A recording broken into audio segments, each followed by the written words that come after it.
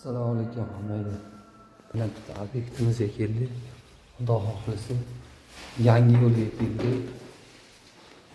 3-etaj eshiklar toshib olgan apparatlar upakovkadan ochib, eshigimiz hamma palatnos 90 palatno.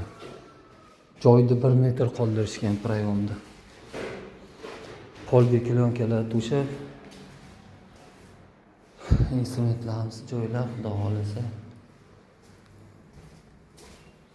Devor apilka bo'lmasligi uchun o'zi bu ko'pni apilka chiqarmaydi, o'shaning uchun har ehtimolga qarshi klonka yopishtirib qo'ydik. Valyamiz ko'chib.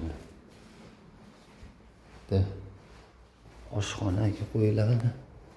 Oshxona ham biz ko'pincha biz 80li, 70li, 60li, 40li eshiklar qo'yib yurganmiz. Bu 90li juda katta ko'rinadi. Bitta mana shu sanuzelda eshigi 70li qo'yilar ekanda. Xudo xolasa bitgandan keyin ko'rasizlar. To'g'ri. Poni to'xonaga alohida instrumentlar joylab berganmiz.